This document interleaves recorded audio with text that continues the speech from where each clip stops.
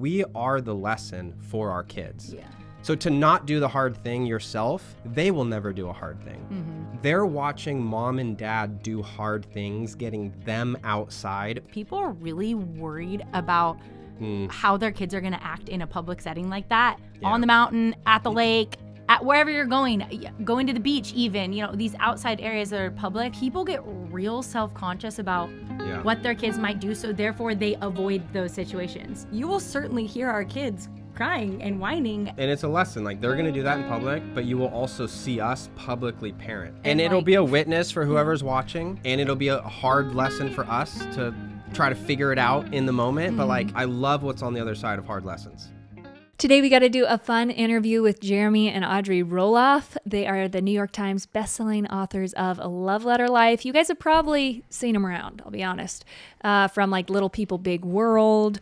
Now they have an awesome podcast called These Are the Days. It used to be called Behind the Scenes, and they share more now about their kids and family life and what they're doing practically there. It was really fun to talk to Jeremy and Audrey. We haven't talked to them for years. We went to the same church for a brief period of time, and we're just so encouraged by what they are doing with their family. It's fun to hear what they're doing differently than how they were raised, some of the things that they're doing the same, and ways that they are taking the foundation that their parents laid and taking it further.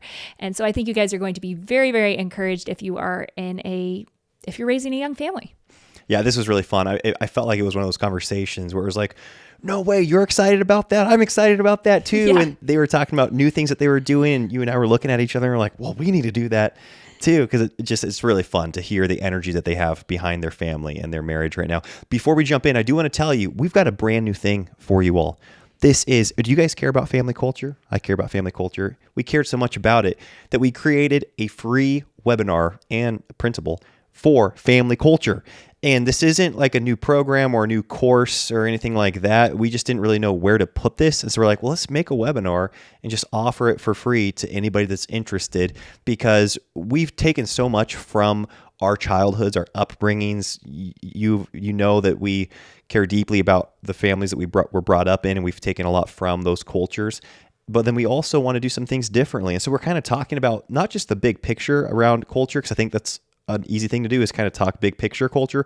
We talk very granular and like tactical in what we're doing in a very practical way in this webinar. So I'm going to link that below. You can hear what we're doing for family culture in our home in practical ways. Anything else they should know about it, Katie? No, I think that's it. That's it. Cool. So go check that out in the link below. Let us know what you think about it, and we'll get this podcast rolling.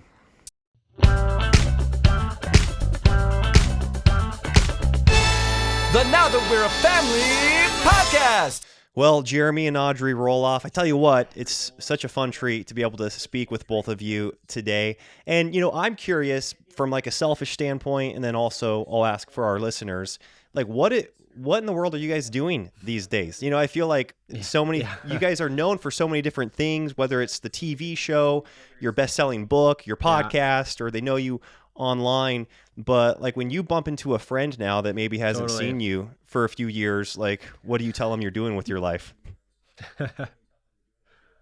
That's a super good That's question, a good way to actually. phrase. Yeah, that's a great way to phrase that. Why don't you fire away, babe?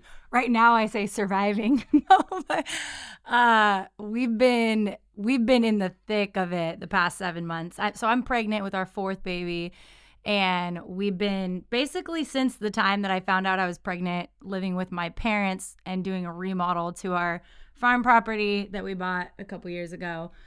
So middle of a remodel, pregnant, trying to work. My first year homeschooling our daughter. Just a lot of stuff happening in life, and I work-wise too. But I typically say like we still got a lot of irons in the fire, but we're taking them out one by one. Yeah. Which, in other words, is like we did simplifying. You come out of the gates like we quit the TV show 7 years ago now, and it's just like you just fire in 5 directions to see what's gonna happen. Mm-hmm. And we pursued some of those pretty intently, but now it's kind of time to pull back and isolate and consolidate. And like, what are the couple things we want to spend the next 5 to 10 years focusing on? So that's kind of where we're at right now. We're in a bit of a isolation phase. But the books and journal, like we're still creating journals and books and podcasts. journals mainly to help couples and families connect, be more intentional, communicate, and kind of celebrate and cherish certain milestones in their life or with their family. So that's been another big. Still doing the podcast. These are the days. So yeah. Yeah, I love how your guys' podcast, especially recently, is like it's so practical. You can really tell that you guys are applying real world strategies and tactics to your family.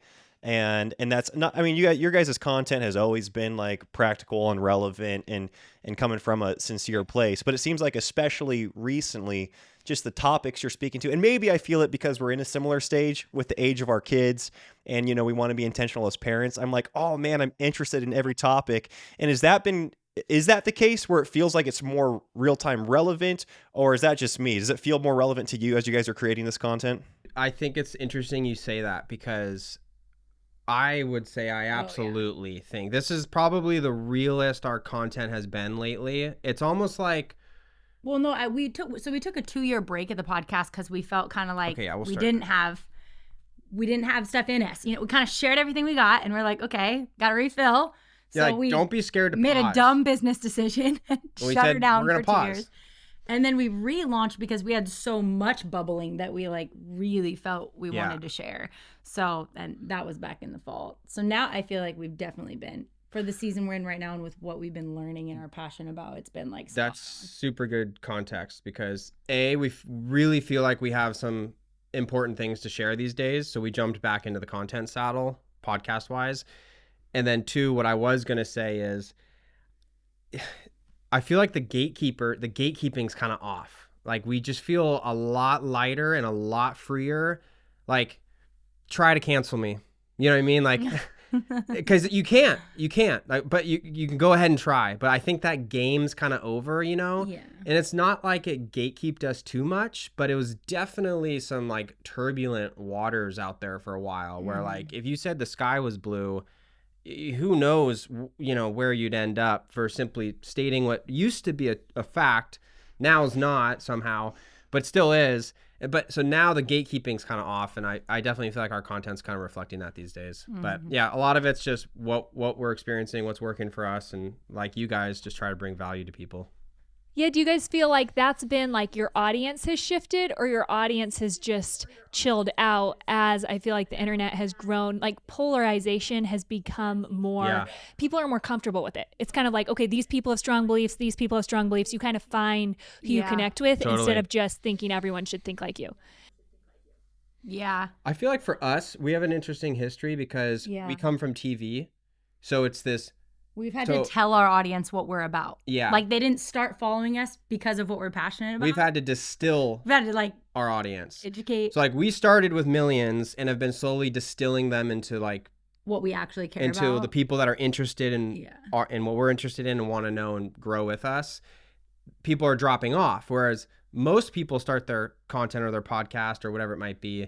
Like they blow up for what they're known for. They blow up for what they're known for. For what they're passionate about, you know? So what they're already doing. We did it kind of in reverse, but I would say it's kind of both. Maybe. I would say though our most the people that were listening to the podcast before we love took the a break are our main people. Like really our podcast listeners. I don't know if you guys feel that way, but they're kind of our core, you know, like they're the most invested. They're hearing everything and they've been with us for a long time. And so I think that as we've evolved in just our faith, our parenting, our marriage, just as we age, like all these things, our audience is kind of evolving with us too, because they're in the similar seasons of life. And so they're kind of rethinking some of the things that we've been rethinking and so it kind of ripens for that conversation, I guess. Yeah. Yeah, I do. I love the connection that comes too from longer form content. I feel like if someone is going to journey with you on this like long form experience, then they typically care what you have to say and you typically care what they have to share back instead of just, you know, someone passing through and leaving a quick opinion or something like that. Like social media or even YouTube can have a lot more of that effect. Yeah. Yeah. Totally. It's a totally different format. So I'm curious, when it comes to, you know, you guys are talking about raising young families, family culture, and stuff like that. What have you guys taken? Do you feel like, okay, the Jeremy and Audrey Roloff family is a conglomerate of, you know, both your families? Do you feel like you guys have come up with a lot of stuff totally fresh? Like, what are you pulling from the family cultures that you came from? And then what are you infusing that's totally, you know, just you guys coming up with or rethinking? Yeah, I think so. I think we were kind of saying like what maybe some things that we've taken from our parents, but then also what we've kind of come up with our own. Is our family a conglomerate of both our families, or have we kind of chosen a very unique path that? I would say it's both. I would say it's absolutely both. Yeah, I would say we both had, honestly, like really great childhoods, like really great families. Very different, obviously, like raised very differently. Yeah. But there's a lot of things from the way that my parents raised me and my siblings that we want to continue in. And same for Jeremy. And kind of honestly, like finding that spot where we're meeting in the middle. But then we also have a lot of things that we're passionate about and that we are doing with our kids that neither of our parents did. And like, for example, like we're super into like the health stuff. Okay. Like none of that was like taught to us by our families, or, you know, it may have been modeled in certain ways, but like just the way that we're doing health with our kids now and educating them on that and involving them in that. I would say that's just one example, but yeah, totally. That's less of our family thing though, as much as like nowadays I feel like, you know, a lot of the fruit of the internet is showing its fruit in many different areas, and one of those areas is simply education around a few things, and the things that we have found deep interest in and have correlated to like our spirituality, for example, and other things. Yeah. We've just naturally grown in like this is us, this is our direction, you know. But obviously I would say we're probably, to your Audrey's point, a very 50-50. We clashed pretty evenly in the center. Yeah. So. Yeah. Well, speaking more specifically, you mentioned Audrey that you're homeschooling right now for the first time. Was that something that either of you had a vision for growing up in your families? And if not, what was kind of the impetus in you guys choosing to homeschool? Yeah, like that's another great example. Like I'd say it's some of the health stuff, homeschooling. Like neither of us were homeschooled. I went to a massive public high school. Jeremy went to a private Christian school, really tiny, so really different dynamics there growing up. And I never thought I would homeschool, and I was vocal about that for a long time. I was though more so on the page of homeschool. Jared was more into it for the freedom and flexibility for our future family. It was a possibility in my mind. It was not a possibility in her mind. But not for the teacher Jared hat, right? Like, so I was really nervous about that, and I felt like, as with a lot of things, the Lord just continued to soften my heart on the thing I said I didn't want to do. And here we are. So it really was, ultimately, it came down to that. I mean, sure, there was a lot of logistics. Like we had flexibility of our jobs and we wanted to maintain that. We're a big outdoor family. Like we didn't want our kids to be, you know, inside all day, every day. School has changed a lot. Like I came to recognize how different it is now than when I was growing up, and I was trying to like lean on, well, I did public school and I turned out okay. And like getting lucky through the public school system is a much lower it'd be a much higher margin of luck these days, you know. Yeah. And not to harp on public school necessarily by any means, but yeah, it was totally not something that was modeled for me at all. So I've been pulling from just, you know, learning from friends and doing my own research and honestly mostly like kind of just leaning into intuitively what feels like is the best fit for our family. And I mean, Ember's in kindergarten, so this is I'm at the very beginning of my journey, but yeah, it was not something that was modeled. So I think there's been a lot of those types of things too, like the way we birth our babies, the way we vacation, like a lot of things that have been very different from the way that either of us were raised, but feel really true to like us. Yeah, our family. So yeah, like you said, there is so much information around all these things too that was different than our parents, like than the information they were raised with, and the results are just different now. Like you mentioned the public school, or you mentioned our health, just like as a country here in America or even nationwide, and it's like, oh, as more information comes out, these are also becoming bigger and bigger issues as well. So they weren't as prevalent, a Yes. generation back. And so we're having to do some things differently. Right. Totally. Even though we had great experiences growing up, just out of necessity for our families. We tend to forget that like we are currently in the middle of many experiments. Like the internet, for example, is still considered an experiment. It socially, it's a total, I mean, it's not even visible on the scheme of the human story. It's not even a sliver you can identify as far as the time we've socially had, yet we think it's our whole life. Oh, it's tried and tested because we've had 50 years of this. Sorry, we are the guinea pigs. Yeah. And in 3,000 years, 3 billion years, I mean, I think we're going to be able to look back with proper context. And so it's like, there's so much of our health, there's so much of our food, there's so much like the internet, socially, all these things. We're literally like in the experiment. So the point is, if we are not adjusting and changing, I mean, your eyes are closed. Like you're just not paying attention, in my opinion. Like you should absolutely be doing a few things different than how you grew up, or simply because we have access to more information than our parents did. This isn't to say our parents did bad by any means. It's just to say, if you're not adjusting, holding true to what makes sense, but also taking the data and changing some things, I think that's a huge miss. But Yeah, and what's cool is I think that's extremely honoring to your parents when you do it from a place of wanting to continue their legacy, to continue, to prop them up, to be like, hey, no, like we want your grandchildren to be honoring to you. And so this isn't, like you said, this isn't a reaction in a way that you're saying, hey, why'd you do this, and mess us all up or anything like that. It's not playing the victim. It's like, that's what I would want my children to do. And it's what you would want your children to do in an honoring way. I fully believe my parents, both of us are very fortunate where we can say our parents did the best they possibly could with the resources and information that they had available. And I'll, hug them and leave it at that. That being said, new information, new resources, new knowledge, new times.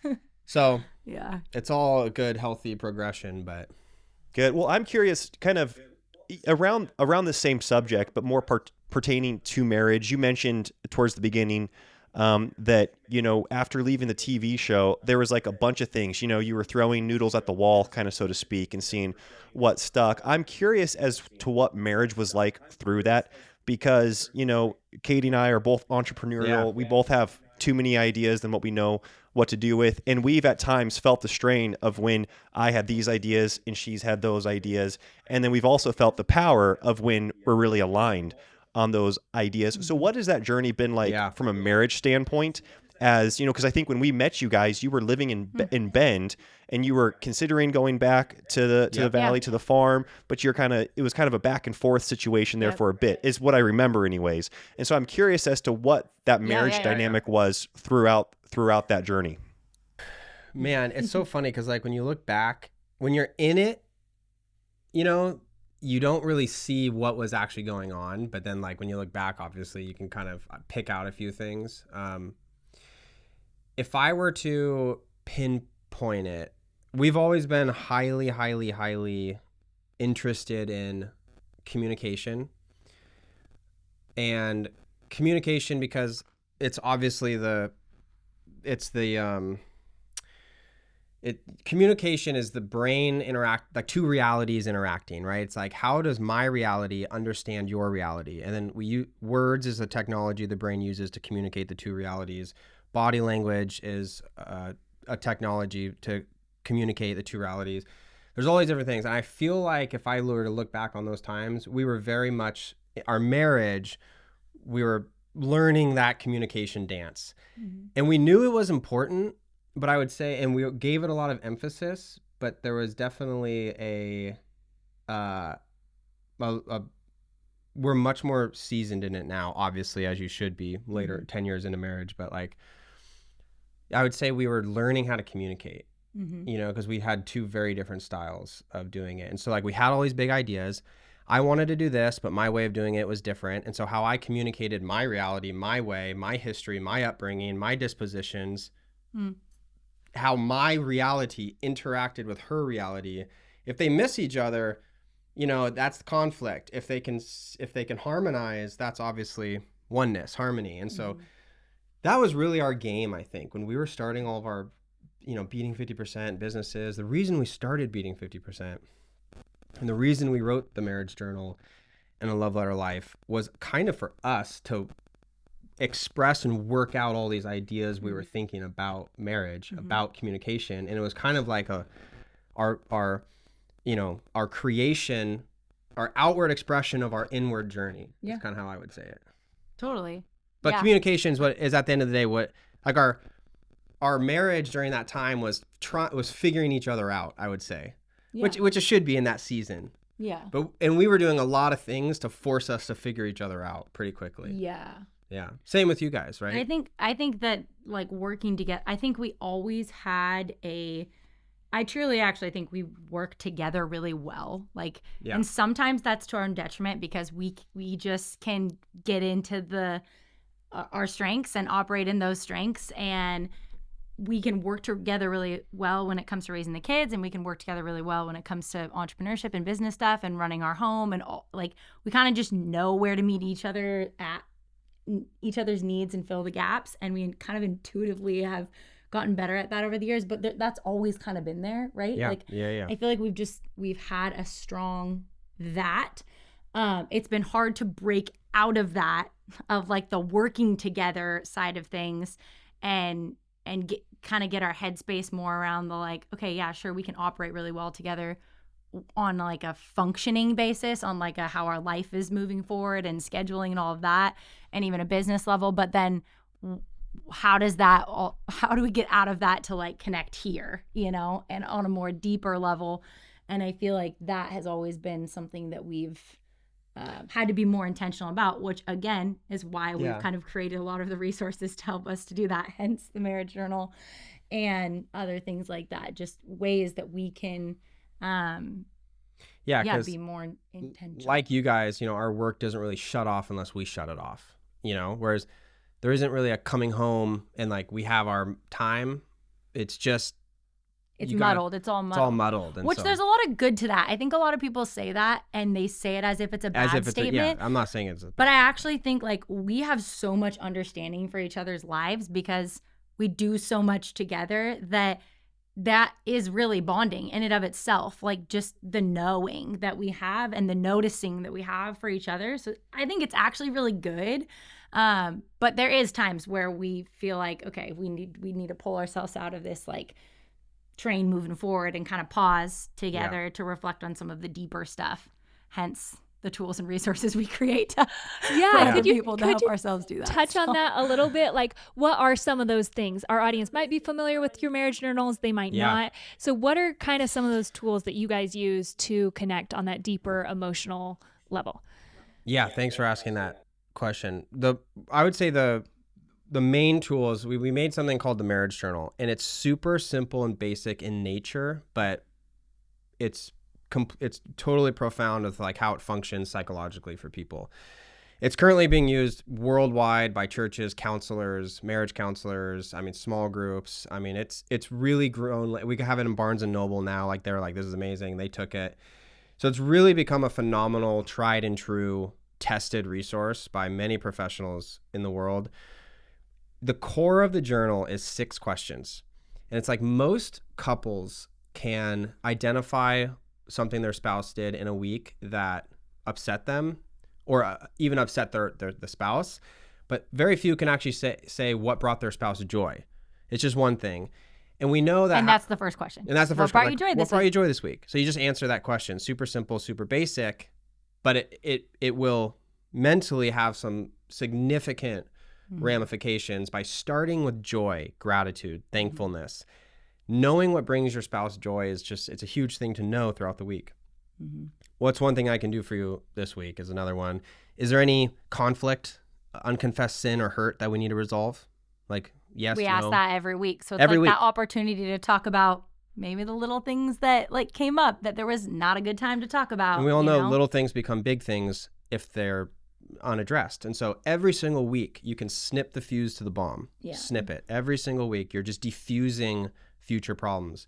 Not that you shouldn't do that on a day-to-day basis. I think we do get that question. Sometimes people are like, well, you should do that. Yes, you should do that all the time. But there are things that will come up that inevitably you just don't have time to talk about, right? And so instead of letting months go by, you have that time. And Jer always says for guys, like a lot of wives ask us, like, how do we get our husbands to do this? How do we get them to start? And it's so interesting because Jer always says, like, just have them commit to 6 weeks and just see how much it actually. Yeah, no. How simple it is. Husbands they don't want to sign up for this like endless emotional burden. Like, it's like, oh, okay. It's like short, like it's I got to talk about my efficient. feelings or like ask you some questions. Like, first of all, it's all simple. It's all guided. But second of all, if you're a wife, ask your husband, hey, will you do this for 1 month? That's 4 days because you do it once a week. Just give me, because you love me, because you're married to me, I want 4 days of this. If you think that our marriage is better because of it, will you do it another 4? If you think our marriage is worse, I will return it because we'll accept it. You can return it. And I've laid that on so many people. I've never once gotten a return. Whether your marriage is good, it can be better, and whether it's bad, it can obviously be good. And I think the marriage journal is an absolute tool for that, because at the end of the day, it's simply connection or communication. Connect, communicate, and grow in love. That's kind of the concept. It also has a calendar. Like, so many couples have conflict based on misaligned schedules or simply not miscommunicating. And so it's like, okay, you're picking up Ember here. Like, we're doing this. Okay, we got that party. When are we going to do our date night this week? So it's just like 5 minutes. Your week is mentally mapped out. You don't even need to write it all down. It's just there to like map your week out, like avoid so much conflict. And again, communication is the alignment of unity. So it's like, this is a communication tool, and it is proven to work. And so we stand by it 100%. Try the marriage journal. Yeah, no joke, It's no amazing. joke. It's been huge for us. Like, literally, Thanks as for I'm listening to listening, it. I'm like, we need this, because we do every single week. It has eliminated a ton of miscommunication for us. We do what we call the dots, and I just, rip out a piece of notebook paper, and we write down basically align our schedules and what needs to be done. And so, because otherwise stuff comes up and it's like, what, you're doing that and I was doing this, and all of a sudden it's this friction point, and it's like, that was so unnecessary. We would both love to facilitate each other's schedules. So just that, like, planning every Sunday night we do. But I love the addition to asking a few quick questions, because like you said, it also paves the way for not making things a big deal to ask your spouse questions. Because I think often spouses, especially wives, they want to get inside their husband's head, and maybe that's what the husbands are worried about. But this is a real chill way where both couples can appreciate it, because wives don't know how to ask those big questions without making it a big deal, and then their husband goes on guard and is like, well, why are you bringing that up now? Do you not trust me? Do you not That's all exactly these things. Right. Yeah. It's a Why are you asking that question? It's a good time to talk about it, we always say. Yeah. Yes. Yeah, I mean, just the few sample questions that you guys shared there, I think, are so profound, and there's so much depth to them. Just finding joy. That concept of, like you said, it's so easy to critique the person that we're closest to, the person that we're in this covenantal relationship with, and then you ask, like, what brings them joy, or what have they done that's brought you joy? And you're like, oh, well, actually, I hadn't thought of that. That's just profound there. And then, like what Katie said, I love the visual of just cutting that fuse. Before it explodes, because keeping it a short account can be so helpful in a marriage. Because like what is that there's going to be sin, there's going to be deception, there's going to be hurt, there's going to be these things, and so build in a system for taking care of it as soon as possible. And like Katie said too, I think the common experience in Christian couples is like you're like, okay, well, I've got to bring this up. It's gotten to a boiling point, and then that's your only experience with these conversations, and you're like, well, let's avoid that as long as possible, and wait until it gets too big to avoid, versus just addressing it on a weekly basis. That's really powerful, you guys. Yeah. Yep. 100%. Yep. And it's not hard. Like, it's a lot hard.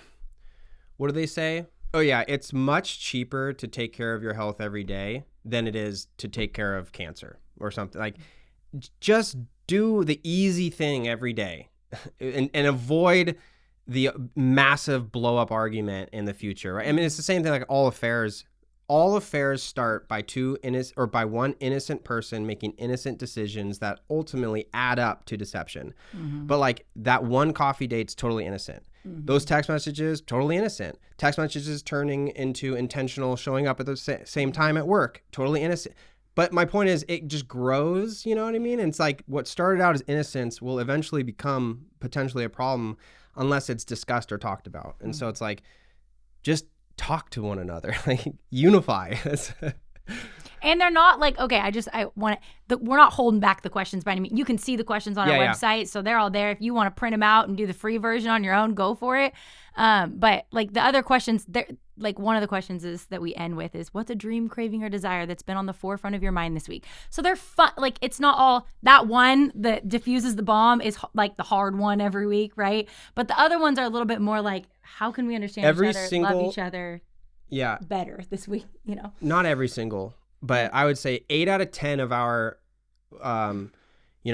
weekday trips or family vacations or whatever it might be, new hobbies we start, is the byproduct of that question coming to manifestation. Like, dude, you've said this. You've been thinking about that a lot, and I didn't even know. 6 weeks in a row. Let's just go do it. And so like we'll go do it. I love that. And I love, you mentioned the free version and stuff, and I'm sure some people take advantage of that and like it works great for them. But I love the concept that you guys have taken the effort to package this, make it beautiful, and have it be something that you do see and you are reminded to do. And it's really obvious if you haven't done it because the pages are empty and you haven't touched it, So I like that concept of having something physical. And like you said, too, you could reference back to it. And you can see that the journey of your marriage and the Lord's faithfulness to your marriage. And anyways, we need to get us a marriage. I know. We'll send you guys one. I've like seen I've seen pictures of it around, and I know how beautiful it is. But I never knew like. Yeah, we'll have to send you guys one. You guys do it for. Give me 4 Sundays. Give me 4 weeks. You got 4 Sundays, and then Jeremy. let people know what you think about it. Right. Deal. Yeah. Well. Speaking to kind of like those fun things, that's something else, that just again, we haven't connected in person for a long time, but seeing from afar, you guys spend a lot of time outside as a family with your children. Yeah. You guys have been skiing with your kids this year. You guys, you're around the farm life a lot. How has that been, like doing those things with your children? Because in a lot of people's minds, that's an extremely intimidating thing. Tell us the ages of your kids real quick. Yeah. So we have 6, 4, 2, and then I'm 7 months pregnant. So.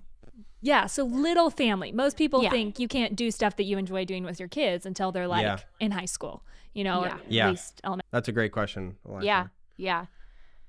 Well, I will say I'm highly motivated because my parents did a lot of that with me. So I think that I have some of that, going back to what we were talking about at the beginning. Like I grew up skiing, I started skiing when I was 2, and that was a big time on the mountain, was like some of my best childhood memories and my best time with my family, because it was an active thing we could do outside as a family together, and we did it at a regular basis. It was seasonal, so it wasn't this whole year-long commitment thing, and we would bring our friends with us, so there was just a lot of elements to it that I think were really good and fun.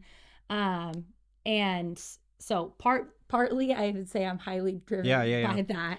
And then with that specifically, but keep going. Yeah. Well, and then on the reverse, I grew up living outside, barefoot outside, drinking hose water, outside, eating very seasonally. Like all summer, I would eat nothing for himself, but what I could pick off the branch. And then in the winter, obviously, my mom would make stews and all this other stuff, and so I had like that side of it, and so we obviously clashed in the middle. But to be more poignant on your question, Elisha, like it is hard. It's totally hard. Yeah. But we tell our kids, if the second they maybe whine or start to do something, I just look at them and I go, what do we do? And they go, Roloffs do hard things. And they stop and they keep climbing or they keep doing it. And our 2-year-old doesn't do that, but the 4 and 6-year-old. Yeah, the 4 and 6-year-old. But they know that like you will never get the view if you can't climb the mountain. Mm-hmm. And like they're watching mom and dad do hard things, getting them outside. We are the lesson for our kids. Yeah. So to not do the hard thing yourself, they will never do a hard thing. Mm-hmm. So get your kids outside. Difficulty is the journey. Mm-hmm. It's just, it baffles me that people avoid so much of life because of hardship or difficulty, or it's like, this isn't to say, you know, obviously there's caveats littered in there, but like, you are the lesson your kids are watching. Yeah. You are exactly you are programming them. I think another thing though that intimidates people beyond just the difficulty of getting, 3 young children dressed in snow outfits and loaded in the van and driving an hour and a half, and someone has to go pee when you're in line, getting the ticket and all that, right? That's hard. But then the other level of that is where I think holds a lot of people back, is people are really worried about how their kids are going to act in a public setting like that, on the mountain, at the lake, at wherever you're going to the beach, even, these outside areas that are public. Like, people get real self-conscious about what their kids might do. So therefore they avoid those situations, right? We aren't that way. Maybe it's to our own detriment. Well, everything. Like, you will certainly hear our kids crying and whining in often, but we're not going to hold them back from more they do that, the less that they will cry and whine, right? Because they're exposed to it more. So I think some element of us not being afraid to do that has helped us do it. If that makes sense. I don't know. And it's a lesson. Like, they're going to do that in public, but you will also see us publicly parent. Yeah. In public. And also recognize that they're kids. And it'll be a witness for whoever's watching, right? And it'll be a hard lesson for us to try to figure it out in the moment. But I love what's on the other side of hard lessons.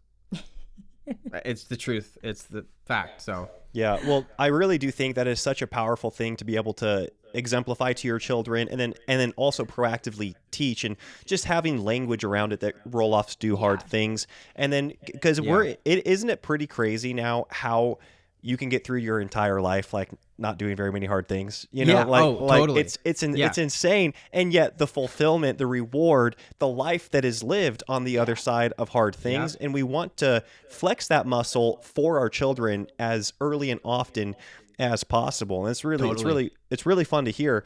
And I'm curious though, even touching on that, maybe being afraid of how your kids are going to act in public, parenting in public. This is just, a kind of a spontaneous question, because I'm sure you guys probably get recognized in public from time to time, especially growing up. You're kind of like you're back in your home community again. People know you online. Has that been another element that you've had to work through in your parenting, where you're like, okay, who am I thinking about here? The well-being of my child? Like, am I parenting as before God and to my child, or am I concerned of there being thousands of voices or thousands of opinions with this? What's that journey been like? It's a great question. To be honest, just to answer really quickly, I really don't think about that much. I truly don't. It's not that different than my friends seeing it. I'm not in the back of my brain thinking oh, these people know who I am, or I really am never thinking about that. Yeah. It's no different than just I have people a different. That don't. I don't know. Go for it. Jared's different. Yeah, I have a different. His life upbringing is different. I'm programmed to think about what other people think. Yeah, I'm one of those weird guys. I walk in a room and I will know how many people's in that room, where every exit is, who's watching, this and that. I'm just since I was 12, crippling awareness. I mean, there was 6 years of my life where we couldn't even go in public without just people, right? It was just crazy. That only lasted that wasn't that long of a stint, but it was enough to really deeply program the software I run my life on. Mm-hmm. And so I fight that programming every day, and God rewrites code. And so I've been on a journey to follow the way, as Jesus specifically coined it, to try to rewrite code in which I am not directed and driven by programs of a false identity, or being scared of what people are looking at, or whatever it might be, to try to live in the moment totally free.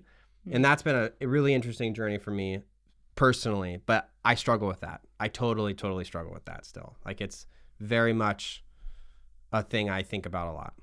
I love the way that you explained that. Just God rewriting code, but we have been programmed. We do have to deal with the programming that, we default to, but recognizing that just because we default to it doesn't mean it's the appropriate settings. That we should have. And so I love that. Has there been anything in parenting that has taken you guys off guard? Or do you feel like, okay, we kind of knew what to expect here when it came to raising kids? Sheesh. A lot of things have taken us out. We didn't know what to expect. I would say. I got one. Okay, you go. I don't think I think what, and they always say this, you have your first kid and it changes you, but then few can kind of articulate why it changes you or how, or like, okay, yes, it changes you. I never knew I could feel this much love.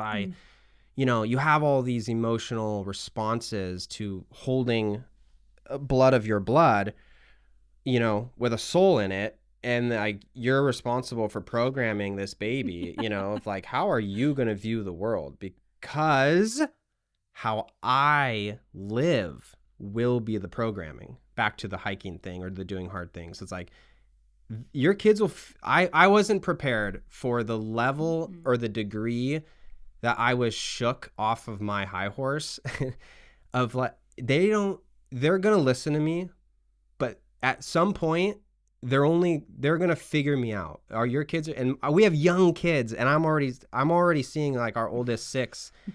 Oh yeah. Half of what I told her, if it's not true, she's going to, and by true, I mean lived out by me, right? Because, you know, what we say only goes so far. It's what we do, how we act, and all the other stuff. Like, that is the teach. So I was not prepared. I would say I wasn't at the, and this happened to me when I met Audrey, actually. This is part of our love story that we wrote about in A Love Letter Life, which became a New York Times bestseller. Praise the Lord. It's our love story and all the lessons we learned in dating and pursuit of one another and whatnot. But when I met Audrey, I was like, I can't talk to this girl until I get my life in order. Like, I am not up to par to pursue this woman, but I better stay on her radar. So I'd throw a text message every now and then and like try to be a ripple in her ocean, if you will.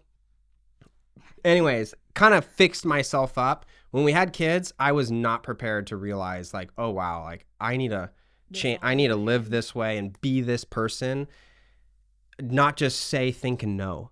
And this happens with our faith, right? Like, so many people, Christians, the worst of us, your entire like belief system exists in this thought structure, this like concept of thoughts that you hold, and we call it theology or religion. And then we put those glasses on, and we put the suit on, and we say, look at me. And it's like, but those are just all thoughts, and they're things you're saying and verses, you know, and this or that. If you're not actually the thing, which would be called integrity or honesty, it doesn't matter, and you will get figured out, and your kids will figure you out. And so that's why integrity, again, it's the tightest frequency. It's the truth. And so I was not ready to be holding my kids and realize, holy smokes, I better get my act together. Yeah. I mean, that's a powerful way to put it. I think really you're beating yourself up a little bit there, Bo. Well, no, because people don't know the degree of the scale. They just know the reality that, like, even if I was somewhere high on the scale, I'm not high enough. Yeah. And that was the thing I was not ready for. Like, I want to be that person for these kids. So, yeah, it's pretty cool. I do feel like between marriage, between, you know, becoming a parent, it reveals so much about yourself that maybe you're not totally stoked with, but then knowing that you're a new creation in the Lord, you're like, oh, I can grow in these areas. You know, they're like, oh, it's again, it's not like a narcissistic pursuit, but it is, like you said, almost more a pursuit of integrity, where it's like, I say I believe these things. Am I going to walk them out? Am I going to live them out? Because there's this outside, it's a mirror, really. Like, there's this outside judge as to like, nope, they're going to see whether or not it's true.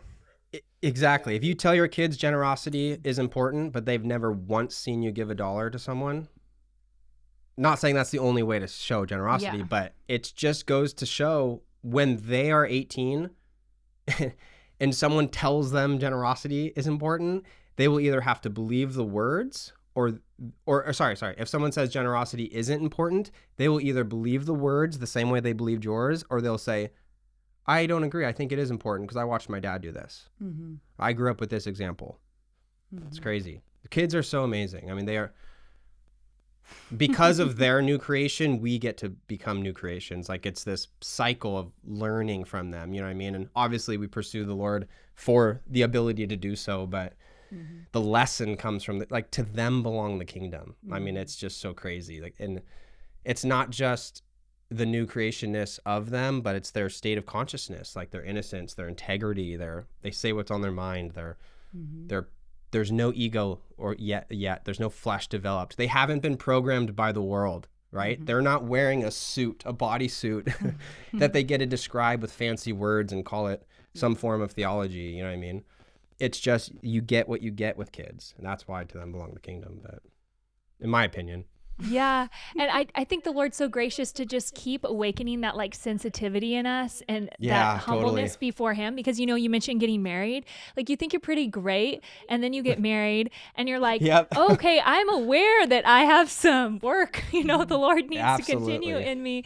And then you have kids and then that sensitivity awakens again. You know, I picture one area is like, okay, like with language or something, you know, you turn on a movie and one word pops out that you've like grown so accustomed to, and all of a sudden you're like, what's going on with the computer, you know, because of that sensitivity that children awaken in you, just like their innocence and their just that purity in them. And so I think it's so beautiful that the Lord gives us these moments of like restarting and this reawakening to just having that softness of heart and that humility. So I love what you're sharing there. Yeah, I want to ask real quick because we were talking beforehand. You guys have a new product that I'm really excited to hear about because it's something that I think is I'm excited to check it out for our sake. And you guys are going to have to explain it again because I don't know if I'm going to be able to articulate it, but it's kind of like building a family calendar, like living with the months. And I think stuff like that's really helpful because we already mentioned, you know, skiing, being outside on a farm, going on hikes. A lot of people don't even have access to those things, whether because it's where they live or sometimes it's financially the capabilities there. But families want ideas. I think there's a lot of people that are like, okay, the willingness is there. Like I'm willing to put in the work, but they don't have the ideas. It's like, okay, well, where do I start? And so can you guys kind of explain what this new resource is you guys have created? Yeah, thanks for asking. So it's called the Family Values Planner, and it basically came from a desire for Jeremy and I to map to practice our family values with our kids. Kind of like what Jeremy was saying, like, okay, we as Roloffs, we value these things. You know, we sat down early on in our marriage and we said, these are going to be our family pillars. These are the things we value. And I think at the time we had 10. And then we decided to come up with 12 so that we could have one for each month of the year to be a focus for our family. And so I will read the kids certain books based on that value. We will watch certain YouTube videos based on that value. We will do certain activities based on that value. We will do certain crafts, like a lot of stuff with our kids. And it's just a simple way to not feel overwhelmed by trying to instill all the values in our kids all the time. That can feel overwhelming as a parent, right? Like we want to do that. And I'm not saying that I'm throwing out all the other values, obviously. But like it has just been very helpful for us to align those values with the months of the year practically. But the resource helps you come up with those values as well. So if you don't have those values, we have a bunch of questions that you can ask your spouse that will kind of help you think about what you're about as a family and frame out, come up with those values, map scripture to them, quotes to them, songs to them. It's just a lot of resources. We have a resource and recommendation page at the end that just gives you like all of our favorite resources and recommendations that we use throughout the year with our family. It's very simple. It's a digital PDF, so you can print it out or you can do it on your phone.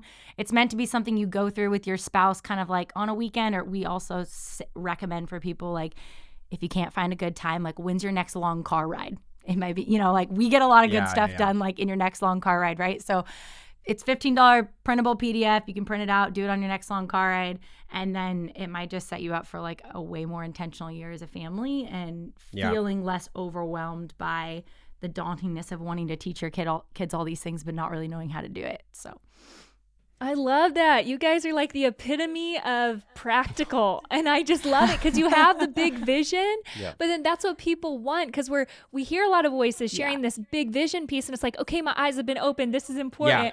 But then there's how no on steps. earth? Yeah, then what? you know? And Yeah. so I love these practical resources you guys are creating for families. Yeah, and it is interesting. It's funny how, you know, Audrey, you've done this a couple times where you have like the caveat, like, no, we're not just emphasizing, you know, these values during this time, but it's like, yeah, of course you want to be living all these things in real time, but we also categorize things naturally as humans. Yeah. You know, it's like, okay, yeah, we want to give thanks every day, but Or emphasize things. or emphasize, yeah, but like, yeah, we naturally we've built in a time for during our family Sabbath to really reflect on the week and give thanks for specific things. Does that mean you don't give thanks another time? No, but to have it scheduled in, and I love that because there are endless resources out there. There's endless ideas. Structure is so helpful to young families, and systems are so helpful to young families. And so once again, really excited about this resource that you've developed. I want to wrap things up here because our kids are starting to wrestle in the other room,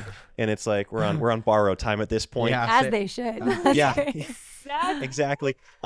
In closing, where can people find you? What are things you guys are pumped about? Any place, any new things? I mean, you guys talked about that. The podcast. Again, actually, you guys have had a shift in the podcast. Maybe in closing, kind of talk about, you know, going from you went from behind the scenes to These are the days. These are the days. Yeah, sorry, I spaced on that.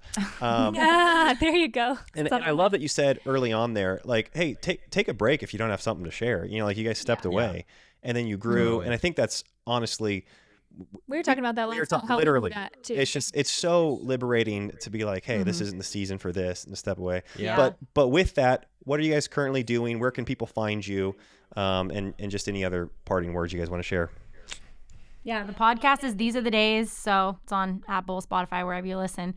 And Beating 50% is pretty much where you can find all of our resources. So the Family Values Planner, the Marriage Journal is there, our Memories of Us Journal, which is a yearly anniversary journal that we have, kind of tells your love story over the course of 50 years, more of like an heirloom, keepsake treasure. And then all of our books are there. Some of our seasonal products come and go. And that was Beating 50%, like beat average, beating50%.com. Yeah. And then obviously Instagram. We're Jeremy and Audrey Roloff. Jeremy Roloff and Audrey Roloff on Instagram. That's where we do a lot of most of our social at this point. We'll do YouTube. We always say we'll do YouTube at some point, but it's such a lift. We commend you guys. Well, you guys are cranking out everything. I mean, hats off to you. You guys create a lot, and we love the resources that you guys are creating and what you're just sharing on social media too. I think it's great. So thank you guys. Yeah, please keep up the good work. We're so grateful for just the content you guys put out, and I'm excited that you guys are back at it with the podcast. We'll keep likewise, you guys. Yeah, you guys as well. Thank you so much for having us on and giving us a chance to share. So yes, it's fun to catch up. Yes, it is. Okay, talk soon. Bye. All right. Cheers.